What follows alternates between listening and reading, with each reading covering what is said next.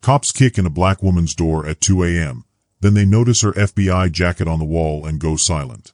Before we start today's story, comment below where you're watching from and hit subscribe if you haven't already. You won't want to miss what's next. The police kicked the wrong door at the wrong time. The wood broke apart with a huge crash. Pieces of wood flew everywhere across the shiny floor. 3 police officers ran inside fast. Their heavy boots stomped loudly. Their flashlights cut through the dark like glowing swords. The main detective went first. His boot crunched down on the broken door frame. Right behind him came the sergeant, one hand tight on his gun. Behind both of them, the captain followed. His eyes looked around at the wreckage they had just made. Inside the bedroom, a woman shot upright in bed. Her sheets were tangled all around her legs. Bright, harsh light shone straight into her face and made her eyes sting. For a moment she could barely see. She wore nothing but underwear and a tank top. "Hands where we can see them," the detective shouted. The woman slowly raised her hands. She blinked and blinked until her eyes adjusted. Around her, her bedroom was being torn apart. Furniture was flipped over, drawers pulled wide open, papers and files scattered across the floor. It looked like a storm had ripped through her home. Then the detective's flashlight stopped moving. The beam landed on something hanging on the wall. It was a navy blue jacket. On the back, big gold letters shined in the light, FBI. For 3 long seconds, the flashlight stayed on the jacket. The detective's radio crackled with static. The sergeant's breathing grew louder. The whole room seemed to change. The jacket wasn't just clothing. It was like a witness, silently shouting the truth. But still, the police didn't stop. They couldn't stop now. They had started something they didn't understand. The woman didn't scream. She didn't beg. She stayed calm. She looked at every badge, memorizing numbers. She noted the time on the clock. She watched like she was taking notes for a class. When the sergeant roughly searched her dresser, she carefully studied his face. Most people would panic. She didn't. She calculated. The detective grabbed her purse from the nightstand. His hands moved with smooth practice, too smooth, like someone who had done this before. She saw him secretly slip something tiny into a side pocket. Then he pulled it out again, pretending he had just found it there. "Well, well," he said loudly. "Look what we have here." The woman's lips curved in the faintest smile. On the dresser, in plain view, her folder of federal credentials sat untouched. They had walked right past it. On her nightstand, her encrypted phone was charging. That phone held 15 years of federal casework. 15 years of secrets. The detective didn't even notice. He lifted a little plastic bag into the light. White powder sparkled inside. The woman's fingers brushed the edge of her bedsheet. Underneath it was something the officers hadn't even checked. Her phone and her files were still safe. She knew exactly who she was dealing with, even if they didn't know who she was. This wasn't random. This wasn't a mistake. This was the moment she had been waiting for. The federal files scattered across her floor told a different story than the one they wanted to write. And up in the lamp, her tiny recorder kept running. It had been recording ever since the door exploded. Every single word, every single sound, every single crime, it was all saved. The sergeant dug through her closet. His hands shook just a little. The woman noticed. Good, she thought. He should be nervous. She sat still as stone, but inside her head raced with thoughts. Laws, rights, evidence rules, court procedures. They had no idea they had walked into a trap. She sat up straighter on the bed. "I need to see your warrant," she said calmly. "We don't need a warrant for a noise complaint, sweetheart," the detective answered.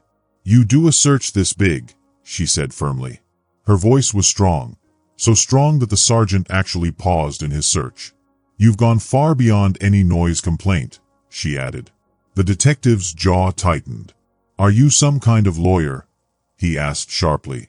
"I know my rights under the Fourth Amendment," she said evenly. "This is an illegal search." The captain finally stepped into the room. "Ma'am, we got reports of drug activity here." "From who?" "What exact reason did you have to smash my door?" she asked. The three men looked at each other nervously. The sergeant spoke first. "Anonymous tip said you were dealing." "Anonymous tips don't allow you to break into private homes," she replied smoothly. Her words rolled out like a teacher explaining a lesson. She named famous court cases: Miranda versus Arizona, Terry versus Ohio, Mapp versus Ohio. Each one was like a hammer hitting their lies. The detective's face darkened. "You think you're smart?" he snapped. "I think you're breaking federal law," she answered without flinching. The word federal hit the air like thunder. The captain cleared his throat. "Let's just process her," he muttered. But the woman wasn't finished. "I need your badge numbers. All three of you." "You're not in a position to make demands," the sergeant growled. "Every citizen has the right to know badge numbers," she replied firmly. Her eyes locked on each man. "Badge numbers. Now." The detective's hand slid over his badge to cover it.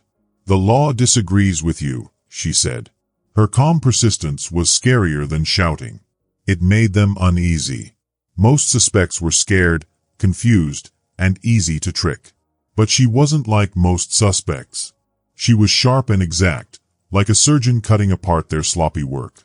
Finally, the captain gave his badge number. The others followed slowly. She repeated each number back out loud, memorizing them forever. "I also need to know your body cameras are recording," she added. The sergeant's hand touched his chest cam. A small red light blinked. Yes, they were recording. "Good," she said. "So when this goes to federal court, there will be a full record." Again, the word federal hung heavy in the air. The detective leaned close. "Listen, lady. We found drugs here. You can cooperate, or this will get very hard." "Are you threatening me?" she asked quietly. "I'm giving you choices," he answered. She tilted her head, studying him. "Choice 1. I confess to crimes I didn't commit. Choice 2. You make up more lies." Silence fell. The only sound was the radio static buzzing in the background. "You've got a smart mouth," the sergeant muttered. "I have constitutional rights," she replied. The detective yanked out his handcuffs. "You're under arrest for drug possession." The cold metal snapped around her wrists. But she lifted her chin and spoke clearly toward the body cameras. "I am being arrested because of planted evidence. These officers entered without a warrant. I did not agree to this search." "Shut up," the detective hissed. "I have the right to remain silent," she said calmly. "But I also have the right to speak. This is a false arrest." The sergeant grabbed her arm roughly. "Move." She stood, walked when pushed, but kept speaking. "I request a lawyer. I request a supervisor. I request body camera footage review." Each phrase was exact. Each phrase was correct. The captain watched closely. Something about her didn't feel right. She wasn't acting like any normal suspect. As they dragged her through the ruined living room, she quietly listed every violation. Forced entry, fake evidence, rough handling, rights ignored. Then the detective asked a question that made even the sergeant freeze. "How do you know so much about police work?" The woman stayed silent. She didn't need to answer. Her federal folder was still sitting in plain sight on the dresser. But her silence was louder than shouting. At the front door, the sergeant realized something. She knew too much. Normal people didn't quote case law. Normal people didn't demand camera checks. Normal people didn't stay this calm. The detective shoved her toward the patrol car. But doubt had crept into his voice now. "Have you ever been arrested before?" "No," she said simply. "Then how do you?" "How do I do what?" she asked smoothly. He couldn't finish. He didn't want the answer. The sergeant opened the back door of the car. The police radio chatted with everyday calls, traffic stops, noise complaints, small stuff, while these three officers were making the biggest mistake of their lives. The woman slid into the back seat without a fight. Through the glass, she watched them fake their paperwork, bag the drugs they planted, and take pictures of the wreckage. They thought they were proving something. But the truth was already safe. Her phone, her files, her credentials, her hidden recorder. The detective slammed the car door shut. "She's different," he muttered to the captain. "How so?" the captain asked. "She knows too much. Run her name at the station," the captain said. "Already planning on it," the detective replied. But they had already made too many mistakes. They thought she was a victim. They didn't know she was their reckoning. The police car pulled away. Broken glass sparkled under the streetlights. The detective drove. The sergeant sat in the front seat. The captain followed behind in another car. Standard procedure, they thought. But nothing about this was standard. In the back, the woman sat handcuffed. She studied their faces in the reflection on the window. The sergeant turned toward her. "So, what do you really do for work?" he asked. She didn't answer. "Silent type, huh?" he teased. The detective glanced at her in the mirror. "We'll see how long that lasts." The radio buzzed with more ordinary calls. The city night rolled on. But these three officers had set something huge in motion. The sergeant leaned close to whisper, "You think she heard anything about the investigation?" The detective's eyes flicked to the mirror. "What investigation?" "You know which one," the sergeant said. Silence followed. "She can't know about that," the detective said at last, but his voice cracked with doubt. The woman listened and remembered every word. They turned onto Main Street. The police station glowed ahead, tall and hard, filled with lights. They thought they could hide her there. The detective parked. Cameras watched their arrival. "This can be easy or hard," the sergeant said. "Depends on you." The woman met his eyes. "Which way saves your jobs?" The words hit like cold water. The detective turned off the car. "What's that supposed to mean?" "It means you'd better think carefully about what you do next." The sergeant gave a fake laugh. "Lady, you're the one in cuffs." "For now," she said softly. 2 words. Quiet but terrifying. The detective pulled her out of the car. The cuffs dug into her wrists. "We'll teach you respect," he muttered. She didn't resist. She only remembered every shove, every rough move. The body cameras captured it all. Inside, the lights buzzed overhead. The booking sergeant looked up. "What do we get?" "Cocaine possession. Resisting arrest," the detective answered. "I didn't resist arrest," the woman said clearly. "Shut up," the detective snapped. The booking sergeant frowned. Her calm voice didn't fit the charges. "I need to make a phone call," she said. "You'll call when we say," the detective barked. "That's against the law," she replied. The booking sergeant's frown grew deeper. "Ma'am, you have the right to." "She already knows her rights," the detective interrupted angrily. "She won't stop talking about them." They began the booking steps. Fingerprints, photographs, property inventory. When they checked her wallet, the booking sergeant froze. His eyes widened. "Wait," he said slowly. "You work for the federal government."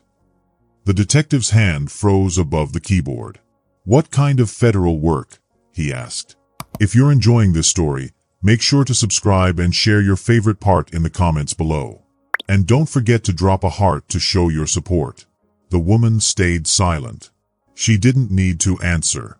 Her papers would reveal everything soon enough. The booking sergeant sat at his desk, typing the woman's information into the police computer. His fingers tapped the keys as the computer searched through big government lists and databases. At first, nothing seemed unusual. But then, suddenly, the screen flashed red and showed a warning message. The sergeant frowned and called out loudly, "Detective, you need to come see this."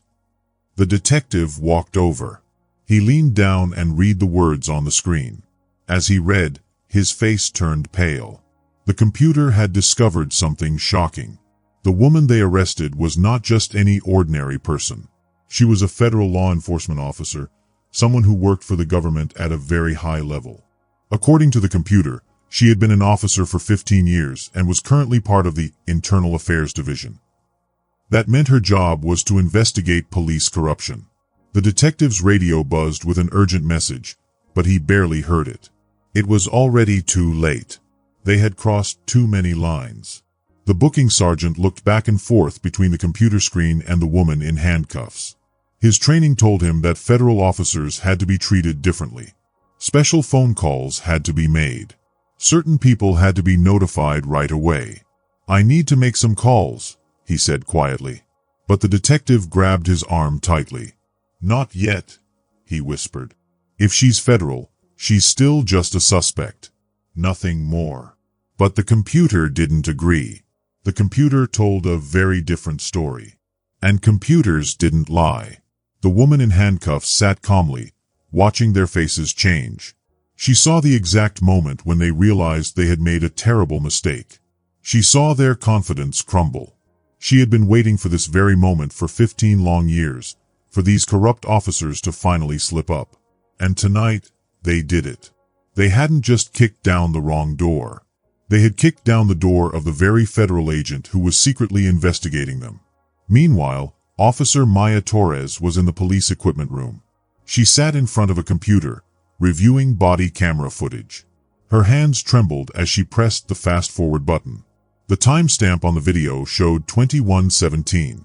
The screen showed the front door of a house bursting open. Officers rushed in. Inside, a woman stood in only her underwear, her hands raised high in surrender.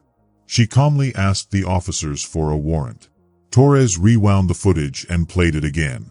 Something about this arrest didn't feel right. The woman wasn't acting like most people. She wasn't panicking or crying. Instead, she spoke in a calm, professional voice.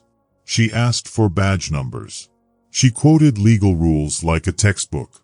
She seemed to know courtroom procedures better than most lawyers. Torres realized something. The woman wasn't scared. She was collecting evidence. Then Torres reached the most shocking part of the footage. The video showed the detective's hand sliding smoothly into the woman's purse. He slipped a small bag of drugs inside, then pulled it back out seconds later as if he had discovered it. Torres's stomach twisted in disgust.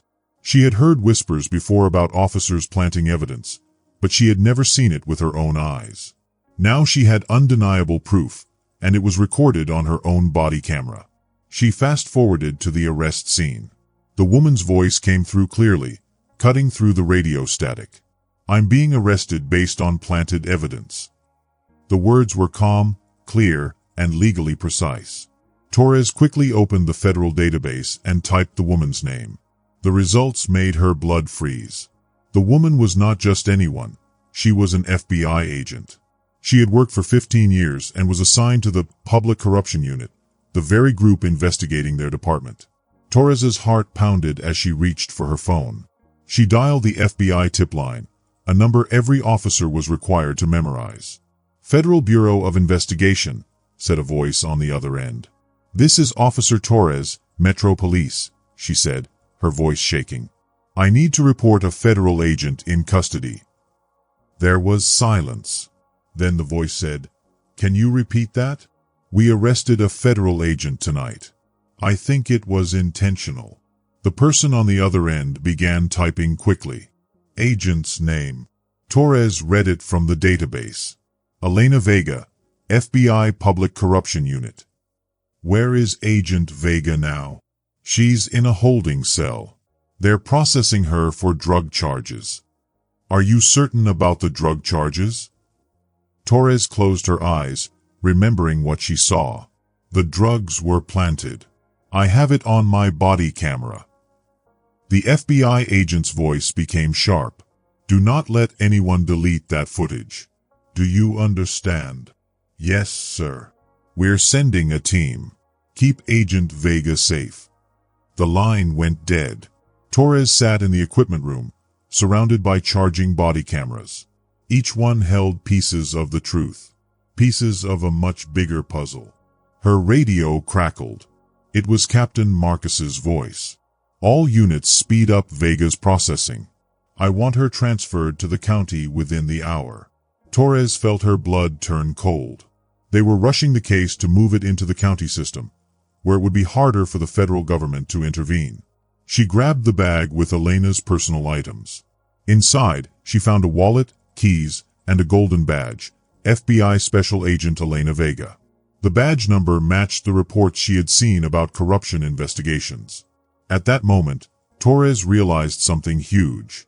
Elena Vega wasn't just any federal agent. She was the very agent investigating their department. She had been working undercover for months, maybe even years. And now, by arresting her, they had given her the final piece of evidence she needed to bring them down. Torres's thoughts twisted painfully. The men in her department had trained her, protected her, treated her like family. But the real family didn't plant evidence. The real family didn't break the law. The real family didn't arrest federal agents who were exposing corruption. Her phone buzzed. A text from the detective lit up the screen. Delete the body cam footage.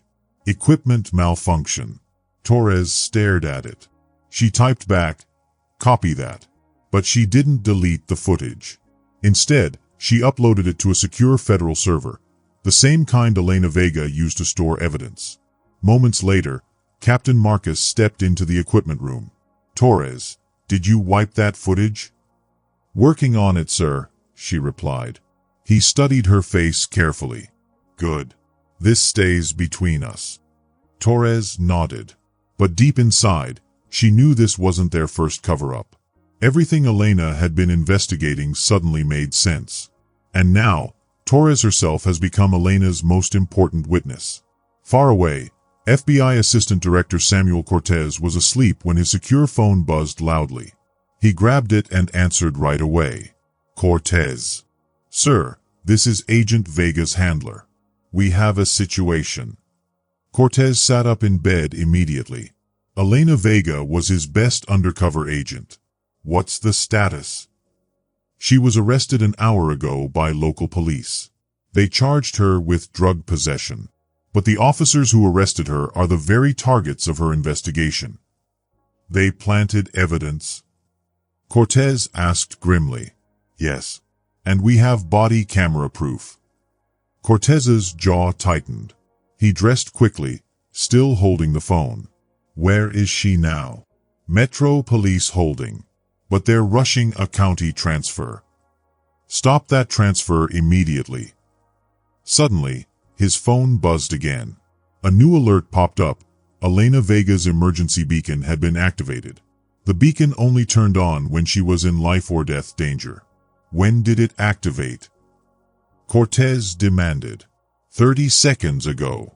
Her GPS signal appeared on his screen. She was inside the police station. Cortez called his second-in-command. Operation Clean House is compromised. Vega is in custody. How bad is it? They arrested our lead investigator while she was gathering evidence. Within minutes, federal tactical teams were mobilized. Evidence specialists, investigators, and rapid response units gathered at the federal building. For 2 years, they had been collecting proof of corruption. Now, everything had come to a boiling point. Elena Vega wasn't just part of the investigation. She was the investigation. Cortez briefed his team inside a command vehicle. Tonight's arrest gives us everything we need. They exposed themselves. Now we end this. Surveillance vans rolled into position outside the police station. They intercepted police radios and hacked into the internal computers. They listened to nervous chatter as local officers argued about deleting footage and keeping their stories straight. Sir, a tech called out. We're intercepting destruction orders. They're trying to wipe the body camera footage. Too late, Cortez said firmly. We already have it. He pulled up Elena's case file. 15 years of investigations, hundreds of reports, dozens of corrupt officers named. Tonight's arrest connected every single piece together. Director, another voice called. They're moving Vega to the county. Not happening. Execute the federal warrants. Full jurisdiction now.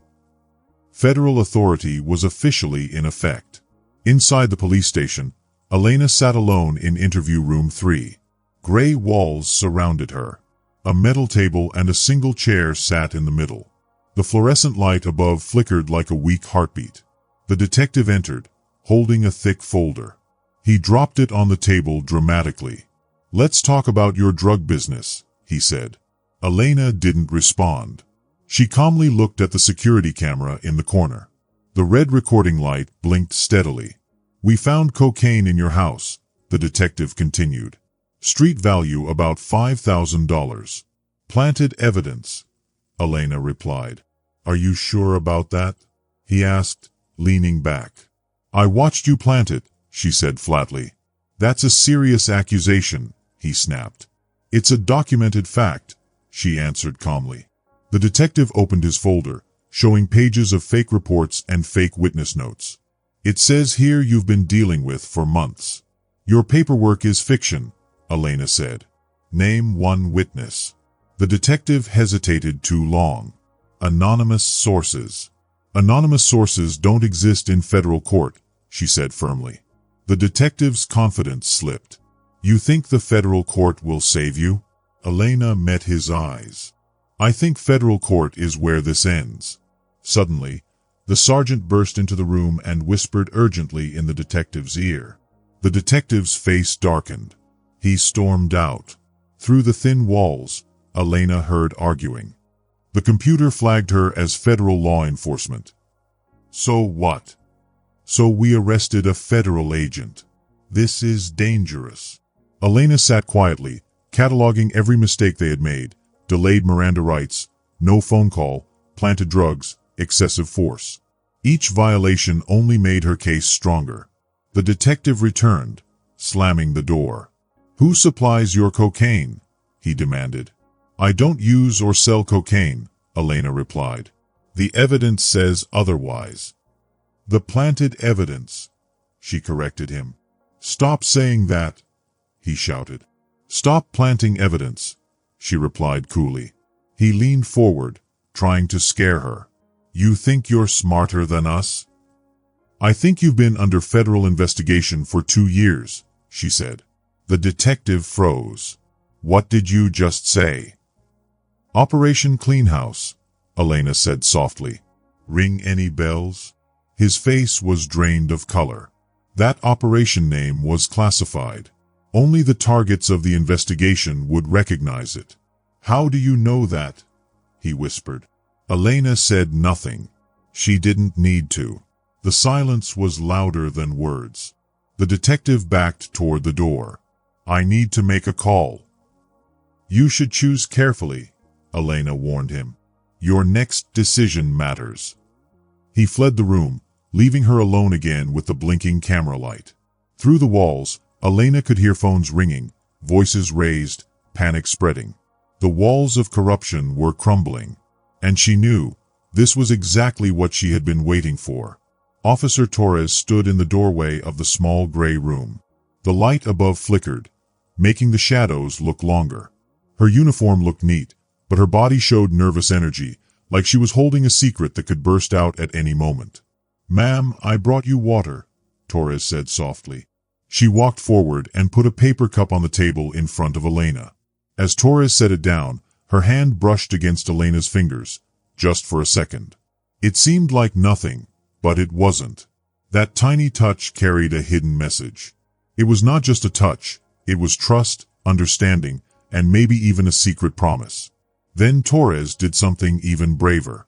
With a quick, careful motion, she slipped a folded piece of paper into Elena's palm. It was small and discreet, but heavy with meaning. Elena didn't look at it yet. She curled her fingers around it, pretending it wasn't there, pretending nothing had happened. Torres gave her the smallest nod, then turned and walked out. The door clicked shut behind her. Only then did Elena unfold the note. In sharp, small letters, it read, "The FBI knows. Help is coming. Stay strong." Relief poured into Elena's chest like sunlight breaking through storm clouds.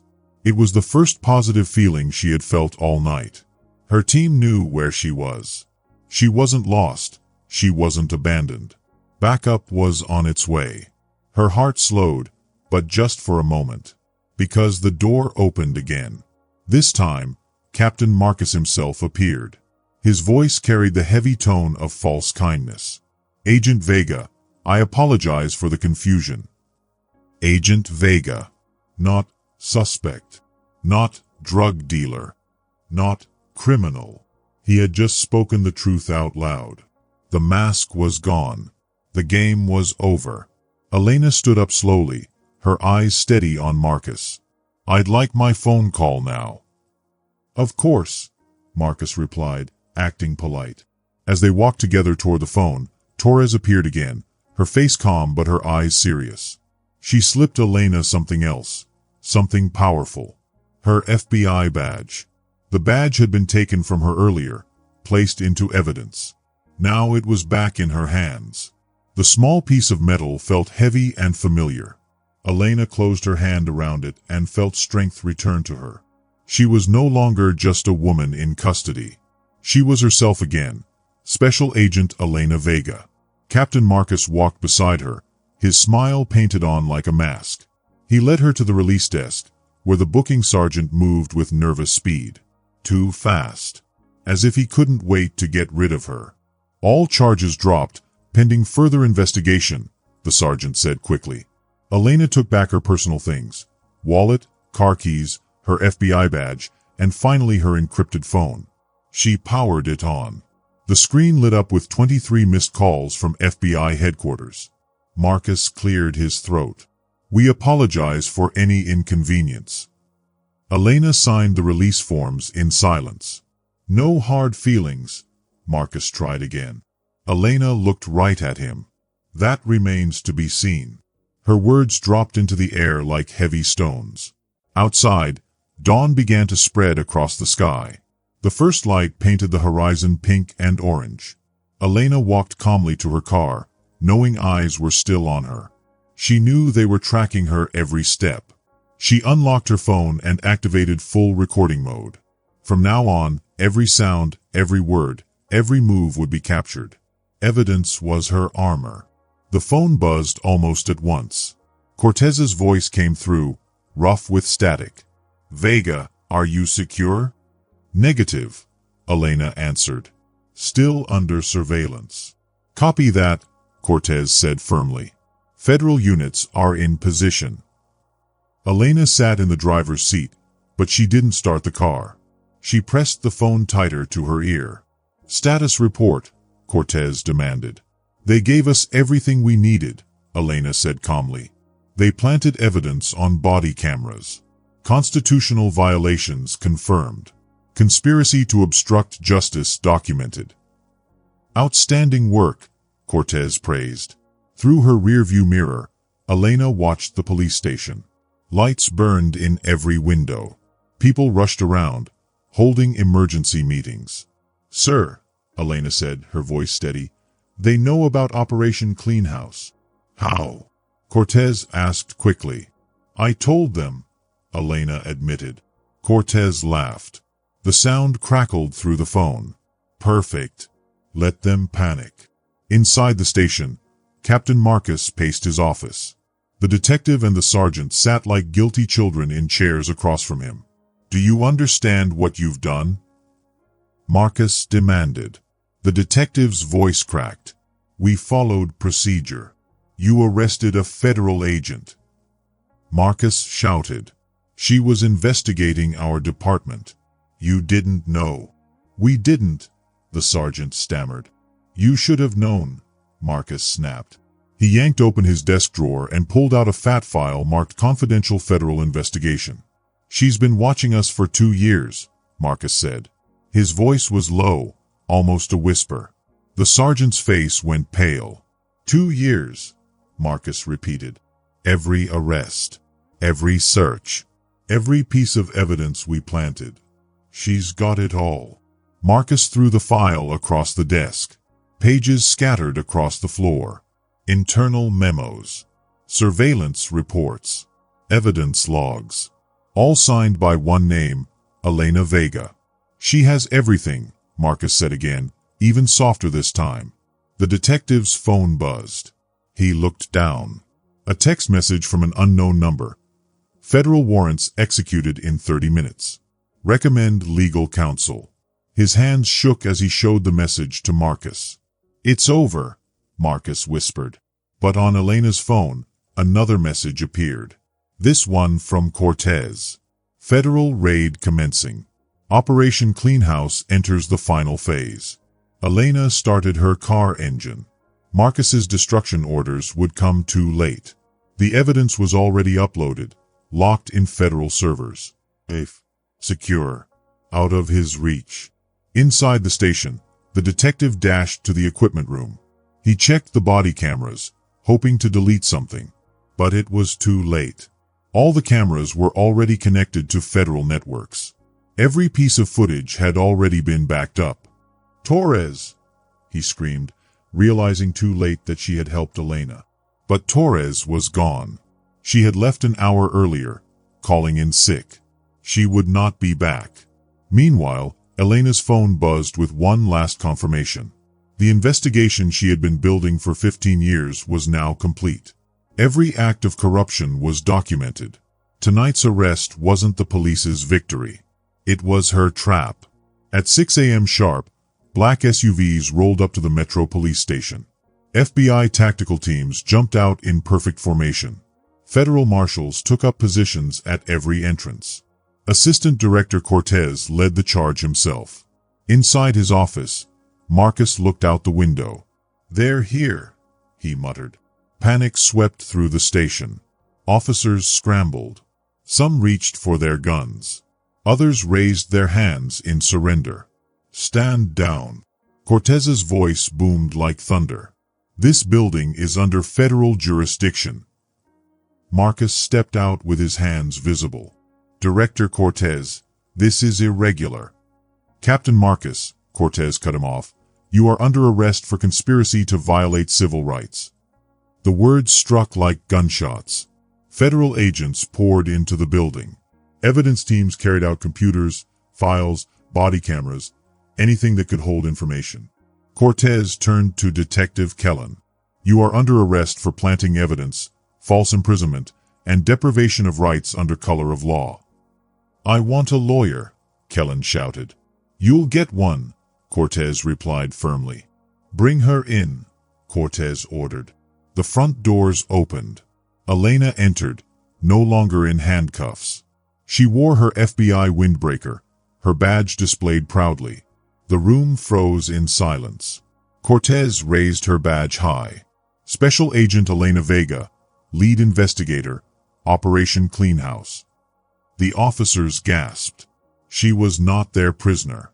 She was their judge. Cortez continued, his voice echoing. "Agent Vega has been investigating this department for 15 years. The words fell like stones into the hearts of the guilty. Kellen's face turned white. 15 years. Elena stepped forward. Her voice carried power. Every illegal search, every planted charge, every violation. She lifted her encrypted phone. 2,000 hours of recordings. 300 conversations. 67 documented plantings. The numbers struck like hammers. Cortez added, 23 officers indicted. Nearly half of this department. Elena opened her file and read names with crimes attached. Kellen, 17 planted cases, 43 illegal searches. Tomas, 22 tamperings, 31 false arrests. Marcus, conspiracy to run a criminal group under color of law. One by one, names and crimes fell like dominoes. Kellen whispered, "We were just doing our jobs." "Planting drugs isn't police work," Elena replied coldly. "It's a crime." She tapped her phone. A recording played. Kellen's voice filled the room. "Look what we have here." Then her own voice. "I watched you plant it." The room went still. The evidence was undeniable. Cortez lifted another recorder. Her bedroom lamp was bugged. It caught the whole raid. The planting, the threats, the cover-up. All admissible in court. This was the end of corruption. "Federal charges will be filed within 24 hours, Cortez finished. The courthouse buzzed with energy. This was the corruption trial of the decade. Elena sat at the prosecutor's table, boxes of evidence stacked high behind her. The judge looked at the jury. "Have you reached a verdict?" The foreman stood. "We have, Your Honor." Kellen, now in orange prison clothes, shook with fear. "On conspiracy to violate civil rights," the foreman said, "guilty. On evidence tampering, guilty. On false imprisonment, guilty." Each guilty verdict echoed like thunder. Tomas, 12 years. Marcus, 15 years. Kellen, 20 years. Their badges meant nothing now. Elena testified calmly, every word like a blade. She described every planted charge, every false arrest, every violation. The jury listened in horror as the truth unfolded. This was not a mistake. It was a criminal system. After sentencing, reporters swarmed her. "How long did it take?" one asked. 15 years, Elena answered. "What message does this send?" "Justice takes patience, courage, and people willing to fight inside the system," Elena said. "Truth doesn't disappear. It waits for the right moment." Her words filled headlines the next day. Officer Torres approached. She had testified for the prosecution. She had chosen truth over corruption. "Thank you for letting me do the right thing," Torres said. "You made that choice yourself," Elena replied. Outside, protesters held signs demanding police reform. The community was speaking at last. New rules followed, stronger training, strict body camera laws, federal oversight. Elena's phone buzzed. Cortez called. "Outstanding work. We have your next case. Immigration detention centers. Abuse reports. It may take years." "I'll take it," Elena said. This was who she was. Not just an agent, a seeker of truth, a builder of justice. She drove away, knowing the mission never ends. Because corruption hides in darkness, but light always wins. One case at a time, one investigation at a time, and the work continues. If this story moved you, please subscribe for more kind and powerful stories. Watch our next video for another unforgettable journey. And share this story with someone who needs it today.